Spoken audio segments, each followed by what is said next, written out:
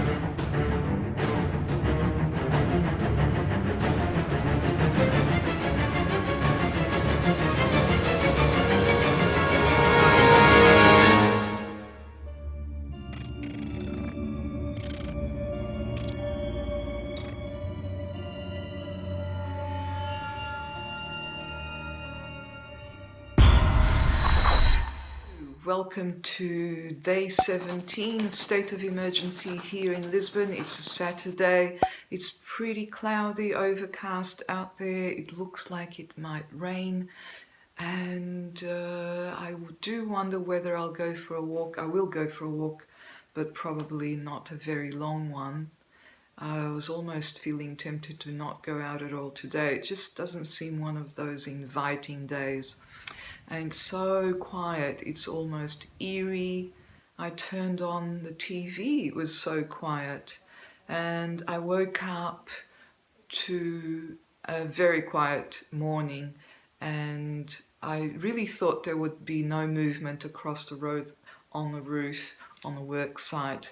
But then just suddenly I actually saw some people on the roof, some workmen, and I think they were preparing the roof so that if it rains over the weekend, it won't get damaged. But listen how quiet it is. It really, really is a quiet day. I don't know if it's because it's a grayer day than usual. I've got the sound at 100% right now, and just listen to it. Can't hear a thing. So I've put on a little bit of makeup today, probably to distract you from the fact that my grey roots are growing.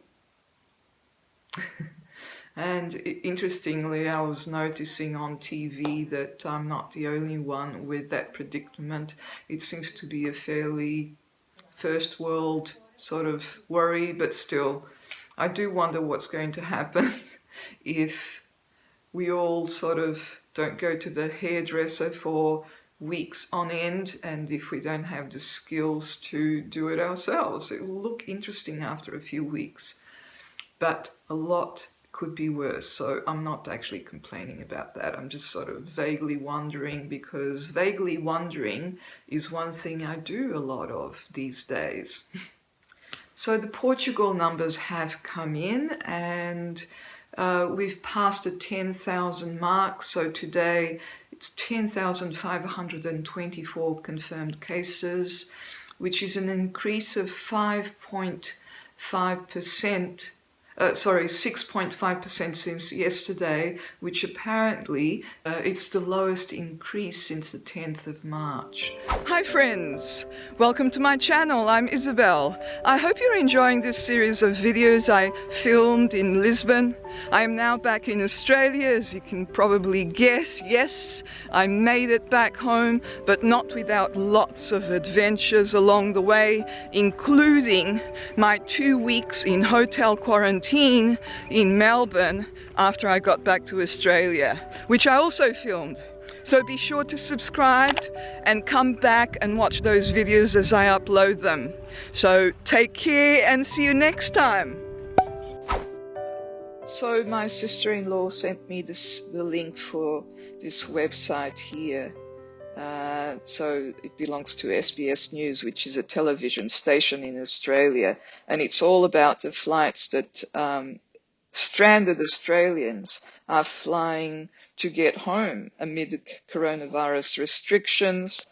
It says stranded Australians will have the option of getting flights to Australia from London, Los Angeles, Hong Kong, and Auckland. And Qantas and Virgin Australia will operate the services which have been organised after talks with the federal government. Many Australians will be able to get to one of these 4 destinations. In my case, it would be London. They can do so knowing that there will be an Australian airline to get them home. So I guess, but then it says here, it's unclear whether the increase in flights will make it any cheaper for stranded travellers and expatriates to get home amid skyrocketing long-haul flight prices in recent weeks. So with me, it would be a case of me trying to get Emirates to give me a credit for a Qantas flight, because they cancelled my flight, that was taking me from Lisbon to Brisbane. They cancelled that, but they are actually partners with Qantas. I often take a Qantas flight when I'm actually flying Emirates back to Brisbane, and so I'm sort of hoping that they'll do that. But I'd have to somehow get to London from Lisbon, and that's the problem, because I'm not sure what airlines are flying out of Europe, because, as you know, UK is not Europe anymore. So, and they've said that there are no flights out of Europe from Lisbon, so I'll have to figure that out. But there's hope. I will get out of Lisbon eventually. So it looks like it might be a fairly short video today, especially if I don't go for a long walk. I think I will have to force myself to go for a long walk, especially if tomorrow rains, like they're forecasting. And yes, I'll see you tomorrow. Same place, same time, roughly. Oh yes, I've had lunch. You can see the photo here. It was pretty tasty. Okay, well, see you tomorrow. Take care. Bye-bye.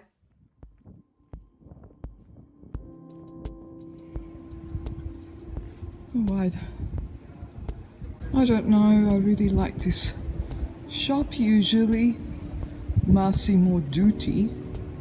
It's an Italian fashion wear shop. I really like their stuff, and yet at the moment it just seems so frivolous, doesn't it? Any fashion does. Where would you even wear it?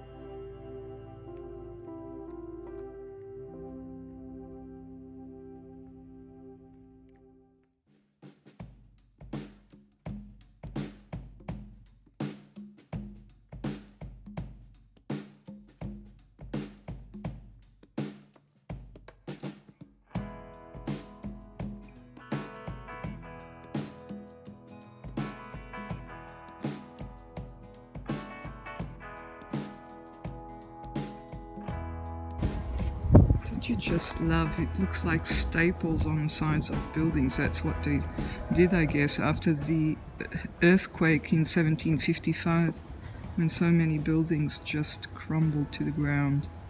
There you go.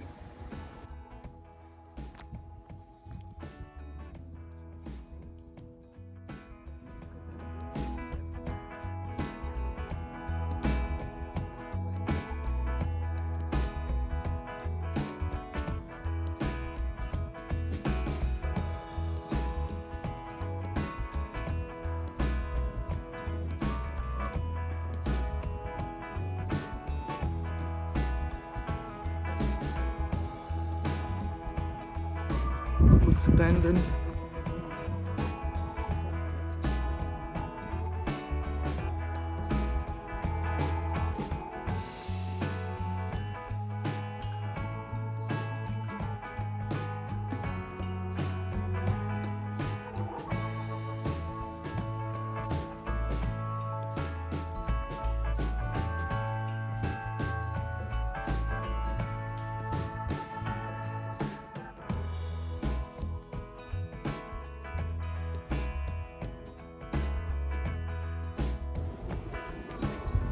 Now, should I go down there or down there? Rua dos Cordoeiros, that one is. I think I'll go down here.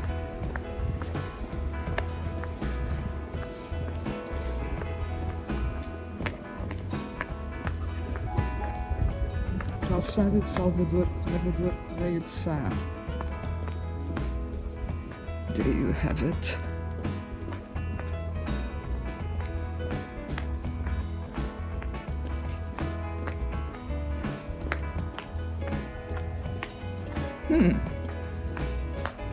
Okay, I think I know where I'm heading towards.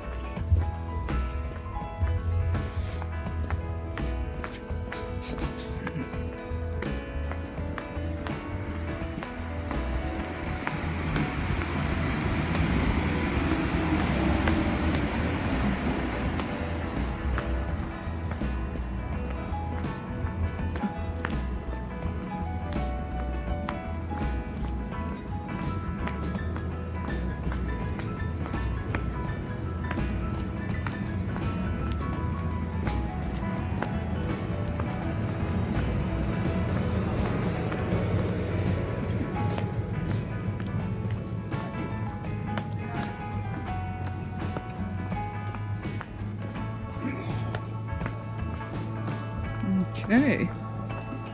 Alright, so yes, I think I know where I am. So downtown in a way, almost. Well, it's definitely at a lower level. I just mean that I'm heading towards the city centre. This is Ascensor da Bica. I'll take you there one of these days. It's so fantastic. It's a lift that takes you up a very steep street. So it's a really cute street. I'll take you there another day. What is it? British School Lisbon. Fancy. Look, there's a steep stairway up to the road at the top.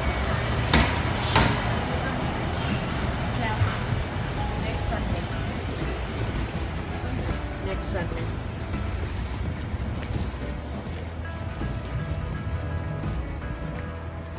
Hairdressers on the first floor. They often do hairdressers on the first floor in Lisbon.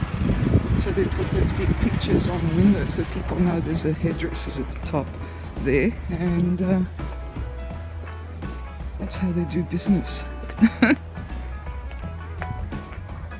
guess, yeah, they've got to make business somehow. Even in normal times, it might not be a very profitable thing to do. Not if you're a very small hairdresser running out of a first floor apartment. But now, with everything closed, see, this is another hairdresser. Every shop is closed. Look at this street. It's completely empty, and today is a Saturday afternoon when most people would be thronging out, even when the day is not particularly sunny, but still there'd be people out having a drink, having a coffee, going to meet friends. Saturday afternoon, definitely. And now it's completely empty. This is Praça de São Paulo.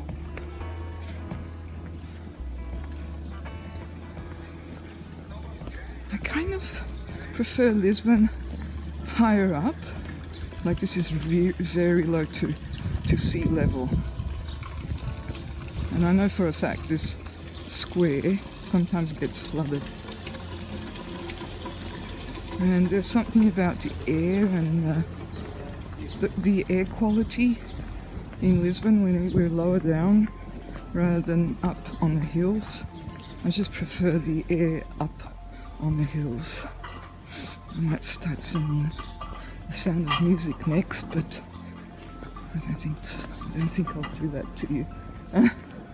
There's a supermarket. Supermarket's one of the few things that are open. This is a social distancing poster. You find them a lot these days. Oh look, this seems to be open-ish. Takeaway coffee probably.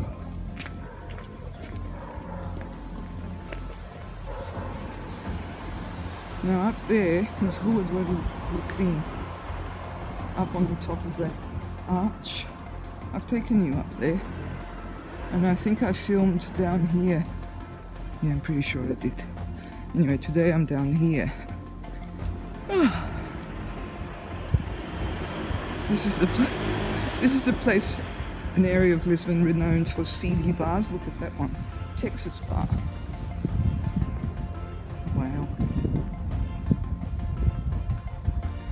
Pisco bar. Peruvian bar, it looks like. There you are.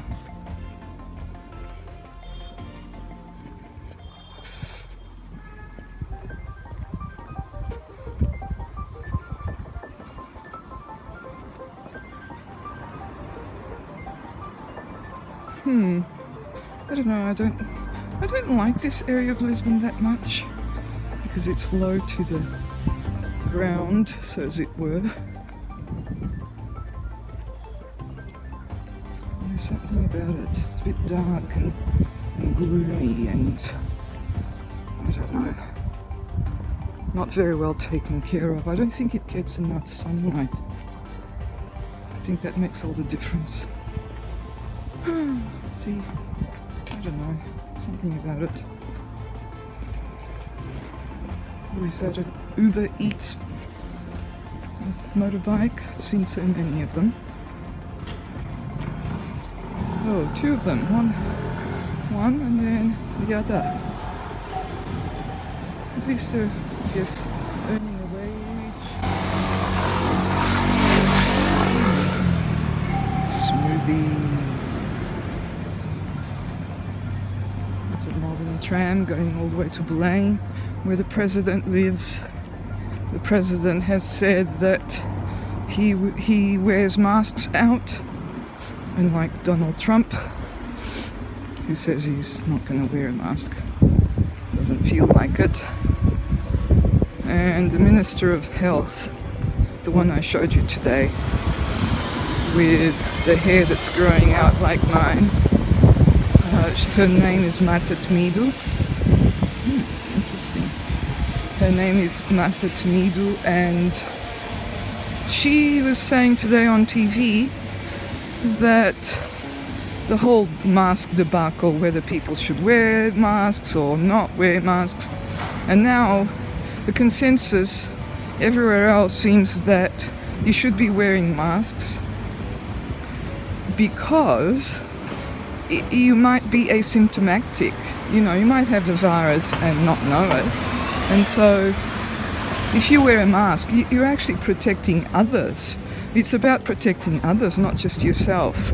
But the minister was talking about, you know, the whole the old thing about, medical personnel should definitely wear masks, and people who are have a compromised immune system. And she wasn't saying that you should wear masks when you go inside a supermarket, for example, which I will probably start doing, because you might be infected with the virus and you don't know it. And so when you go indoors where there are other people, you should wear a mask to protect other people, never mind whether you are protecting yourself. I mean, obviously that's also why you should be wearing a mask. So they haven't caught on the whole thing about, what they're saying in Australia and even in US, because they've changed their minds. They're now saying you should basically wear a mask because you never know if you are sick, and you are protecting others by wearing a mask because you're not breathing on them as much. Bacalhau. Do they sell bacalhau? Doesn't look like they would be selling bacalhau, but you never know. So yeah. So I'm pretty sure we'll hear from her again, disclaiming what she said. Oh, what I really meant was that you should wear a mask all the time, even if you're not over 70, even if you don't have a compromised immune system. They do that, don't they? It's like Scott Morrison was chucking a nana, Scott Morrison being the Australian Prime Minister, chucking a nana, that means throwing a tantrum in Australian, because he was, sculpture, interesting. I wonder if that's real grass. I'm gonna touch it. Should I touch it? I'm not touching anything. I might touch it. Yeah, that's real grass. Wow. There you are. I'll have to clean my hands in a second with my hand sanitizer little thing. Anyway, Scott Morrison chucked a nana because he said, I can't believe people are still meeting in bars and having a great time in bars. This is in the early days when he refused to mandate the closure of bars and restaurants and anything else. He was allowing gatherings for up to 500 people. I mean, this is only, a week ago or 2 weeks ago maximum that he was doing that. And then he was on TV, he was saying, I can't believe young people are meeting in bars. Well, yes, they are meeting in bars because you didn't mandate a shutdown. And now you're sort of going back and trying to sort of, I don't know how they want to get out of what they said before. Anyway, rant. So this is Praça do Comércio. I've brought you here so often, but not from this direction as much. Praça do Comércio, also known as Terreiro do Paço. So this is definitely downtown. This is the definition of downtown. You can see how close to sea level we are. That's right there. We're about a meter above sea level. I don't know, but not very far above sea level. And that's it. When there was just a very strong earthquake here in Lisbon in 1755. This is actually where the palaces where the royal family lived. They didn't look like this because those palaces crumbled during the earthquake. It killed, I don't know, millions of people maybe not millions because Lisbon wasn't as big then, but certainly thousands. First it was the earthquake, and because it was the 1st of November where people were in churches for All Saints' Day, lighting candles for their loved ones that had passed away. So there were many candles in churches being lit. And so because the churches sort of started, catching fire, because the earth started trembling underneath, and so many fires started. So then there was the fire after the earthquake, and at the same time there was a tsunami that came in through this bay here. Well, it's not actually a bay, it's an estuary of the river.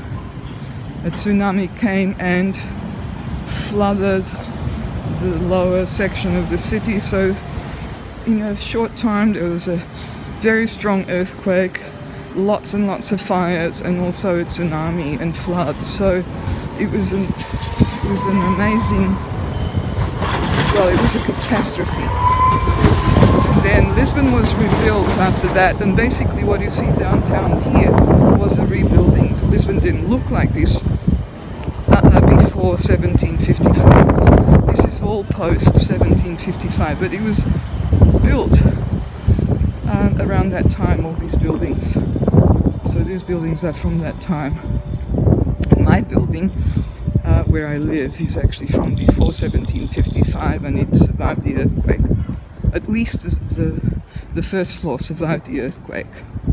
And they might have rebuilt my floor and the ones on top of my floor, because if you look carefully, there's a different stone on the outside, a different cornerstone from my level upwards, which indicates that they might have rebuilt it.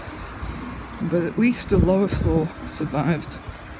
And I'm sure it was there for centuries before the earthquake, because where I live is called the Moorish Quarter, and the Moors were here before the Portuguese were here.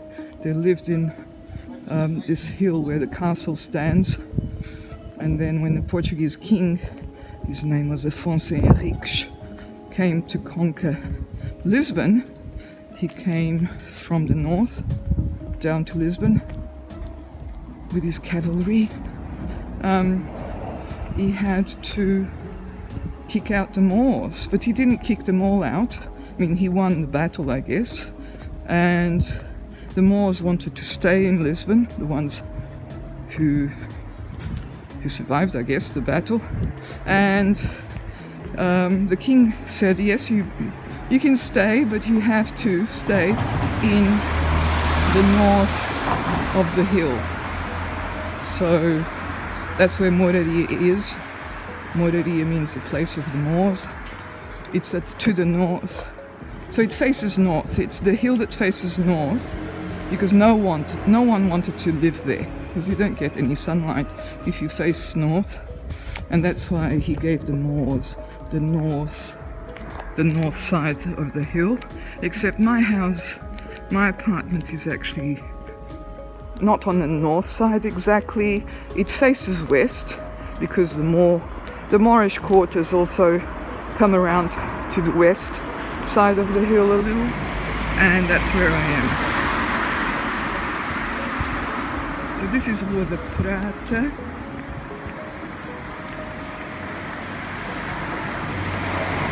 Very empty Rua da Prata. If you see right there, I've been here quite often anyway. That's Dom João V, I think, the king on his horse. That's Praça da Figueira, so I'm actually getting very close to my neighbourhood, which is basically Praça da Figueira and obviously Moraria, what I was just talking about. Interesting. What is it? It's an optician. I thought that was earrings, but it's not, or is it? No, it's not earrings. You can sort of tuck them behind your ears. Wow.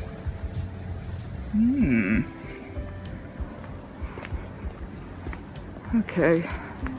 I don't know. I don't think I've done 10,000 steps yet, but I think I'll do the rest at home once I get home. I'll go to the market, the supermarket there in Praça de Figueira, and see if they've got any fresh bread, because I've run out. I don't have a mask on me, but I'm wearing a turtleneck, so I might put that over my mouth. And I'll just pause this. What do you think? Will this work? I'm about to go in there. I don't think it will work. I look like a bandit. Anyway, I'll see you later.